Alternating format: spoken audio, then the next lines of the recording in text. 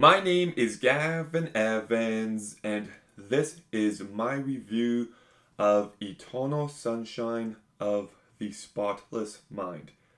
And this review will have spoilers, so there's your warning. But let's just cut to the chase. This is one of my favorite movies of all time. I think this is a beautiful movie. I think it is a brilliant movie. I think it is a heartbreaking movie. And it's just a movie that affects me on a very deep level. And I actually find it stressful to talk about movies I love this much because I want to make sure that I do them justice. So here's hoping. But let's begin by talking about the cast. And Jim Carrey is one of my favorite actors, and this is his best performance. The fact that he did not win an Oscar for this movie is a complete joke. Like, this is a deeply human performance, and he brings a real depth to this character that you've never seen him do before. And he has so much to do, and he just fully delivers, and he carries this movie perfectly. And yes, just honestly, one of my favorite performances in any movie ever. But then we've got Kate Winslet, who gives one of, if not her best performance here. I just thought she brought so much depth to this character because you've got this version of Clementine that is filled with personality and life, and she does phenomenal there. But there's also a deeper side of this character that is hurting and is constantly making mistakes, and she delivers in that aspect as well. So, as a result, this character just feels fully realized. And I think the colored hair is a nice touch to allow her to stand out, and it fits the way she is written. Kirsten Dunst, I think, does a fantastic job as well. At first, you might just think she's a forgettable side character, but as the movie progresses, you realize there is more to this character, and she just aced it. She brings some real depth, some real pain to this character, and I was very impressed. Then we've got Mark Ruffalo, and this is one of his best performances as well. I kind of like how he's a dorky dude, but he's also so in love with Mary, and he kind of knows that she's into Howard, and he's trying his best, but he just knows that he doesn't have a chance. And I thought he just really sold you on that. And Tom Wilkinson, I think, is really great as well. You know, you can see that he is the guy in charge. He knows what he's doing. But he's also very flawed, and I like how he plays this character. And Elijah Wood is just so punchable here. He is a real creep, and you hate him, and he just does a great job at that. So the entire cast is truly fantastic. Like, this is one of the best ensembles in any movie ever. And in order to talk about the story, I'm going to break it into three different sections. Section A, Joel and Clementine's plot. Section 2, Clementine and Patrick's plot. And Section 3, Mary and Howard and Stan's plot. So, beginning with Joel and Clementine's plot, the main focus of this movie, and it's just so relatable that there's a couple so in love and things end badly and you're just holding and you want to get rid of the pain. So they undergo this procedure only to realize that you want to hold on to the good memories. It's just a very deeply human plot, and I love how weird and creative it is. But I also love how you have a clear understanding of who these characters are. You understand what attracted them to each other, and you also kind of understand why the relationship didn't work. And there's one line at the very beginning of the movie where maybe I should reach out to Naomi again. Naomi was nice, and I always thought Naomi represented a safe, unchallenging relationship, while Clementine represented passionate love with high highs and low lows. And that is the kind of love they have in this movie. And despite the heartbreak, the good times were worth it. Like, love can be fantastic and life affirming and intimate and beautiful, but it can also be devastating and heartbreaking and just despair. And this movie just showcases love in a fully realized way. And I love how at the end of the movie, we don't know if their relationship will make it this time. Maybe they do, maybe they don't. But it's worth it to try. You know, you might make mistakes, you might fight, but if you truly love each other, then you can make it work. And it's better to work at it than settle for less. So I just find this plot to be so honest and so emotional. And there's just a few moments that just hit me so much.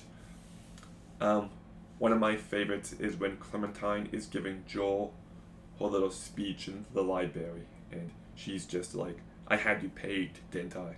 You had the whole human race pegged. And she says, remember me. She gives him a kiss, and then she vanishes.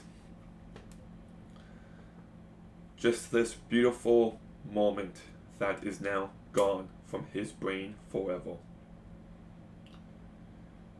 And then we see them forced meet, and she takes his chicken wing, and they're enjoying themselves, and Clementine then tells him, this is it, Joel. What are we going to do? And Joel says, enjoy it. At this point, he's accepted his choices. He accepts that Clementine will be gone, and all that's left to do is enjoy what's remaining of the memories. And I love that scene in the house. Well, Joel left the house and Clementine's like, well, what if you stayed this time? And they show one last beautiful moment together, and they go off script, and she says, meet me in Montauk, and just how that clearly makes a way to his subconscious. And then we get to the ending of this movie. Well, this couple who just met each other and are so in love have tapes of why this relationship is doomed to fail. And they're talking about things that they love now, but eventually they're going to hate. And Clementine is just like, I'm gonna feel trapped because that's what I do. And Joel's response is just, okay. It's maybe my favorite final line of dialogue in any movie ever. Just, okay. The implication being that let's see it through.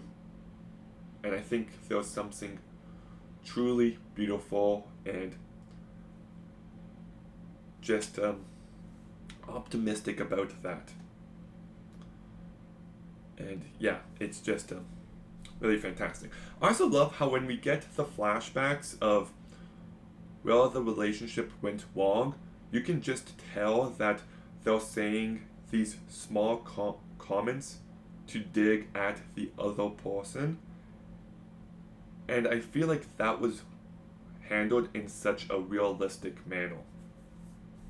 But then we get plot B, the Clementine and Patrick plot, and I love how Patrick is just this sleazy, manipulative scumbag.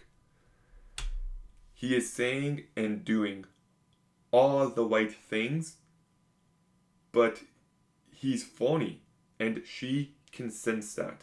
She knows something is off with that guy. She doesn't know what it is, but there's something wrong about this relationship. It's unnatural, it's phony, and it's fake. So I kind of love how it kind of strengthens Joel and Clementine's relationship. Well, despite the flaws, it was real. It was messy, but it was real.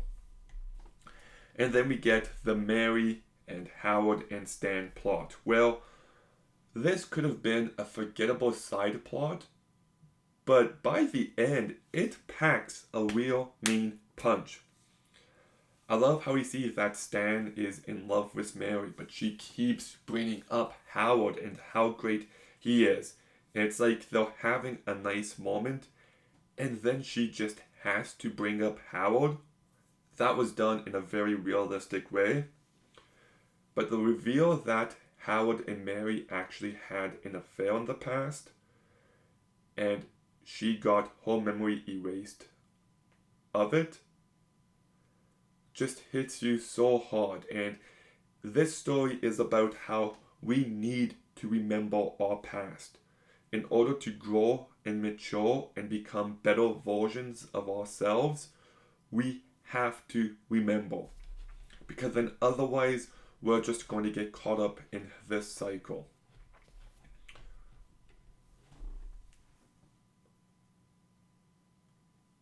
And yeah, it actually adds a lot to the movie. It really does. And I think this is just a movie that everyone can relate to. Everyone has gone through heartbreak. Everyone has gone through love. And I just think it's a movie that everyone can see a little bit of themselves in. And the fact that, like, you can't have the good memories without the bad, and even how the person you're meant to be with, you'll find a way to make it work. And here we see the loving relationship and the heartbreak that follows. We see an unhealthy relationship. We see a dishonest relationship. We see a manipulative relationship. We just see every kind of relationship here, and it just makes it feel like the movie is painting the ideas in just a fully realized way. Like, the script by Charlie Kaufman is maybe the best script ever written. Even the way he plays around with structure is just brilliant. The fact that the very beginning of the movie is actually their second time meeting. Like, I did not see that coming the first time I watched this movie, and I don't know how. It is so obvious, and it is never dishonest, but it tricks you in a very effective way. Like the fact that Joel talks about how important that Huckleberry song is to him. But at the beginning of the movie, he didn't know it. Or the fact that he has missing pages in his notebook. It's just so well done. It really is. I like it when structure recontextualizes the movie you're watching.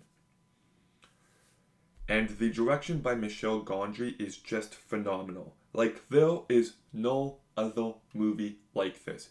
It is weird, it is out there, but it's also very accessible, and there's like a surreal, dreamlike quality. I love the beginning of the movie where Joel runs into Clementine at the bookstore and she doesn't recognize him. So he walks away and all the lights are turning off behind him, and then he just walks into the home of his friends. It's just so unique and so well done. And I love the way scenes flow into the next. Like, the way this movie is edited is just truly phenomenal. It really is. I think this movie is incredibly well shot by Ellen Karas. I think the sound in this movie is great, and I love the score by John Bryan. It is very unique and emotional, and it fits this movie so perfectly. And yeah, like, I just think this is one of the greatest movies ever made. I think everyone, the cast and crew, are just doing their best work ever here. This movie is beautiful, it is honest, it is heartbreaking, it is creative and innovative, and it's just unlike anything else. This movie explores love in the most fully realized way and what it means to be human, and it's just so well written. The structure adds depth to this movie. You understand each and every character and each and every relationship. The movie is brilliantly directed by Michel Gondry. Like, this movie is just, simply put, one of a kind. And I remember years ago, this movie just helped me out a lot. So I'm giving Eternal Sunshine of the Spotless Mind a 10 out of 10. This is just one of those movies I could talk about forever. But Eternal Sunshine of the Spotless Mind. Have you seen it? What did you think? Let me know in the comments down below. Make sure you like, comment, subscribe. Stay tuned for more videos soon. And Gavin, out.